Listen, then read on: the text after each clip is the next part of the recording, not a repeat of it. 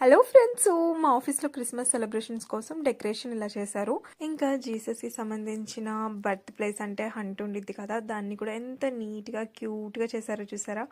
నాకైతే బాగా నచ్చేసింది. ఇంకోటి ఉందండి, ద బెస్ట్ డెకరేషన్ అనే చెప్పుకోవాలి, క్రిస్మస్ ట్రీ.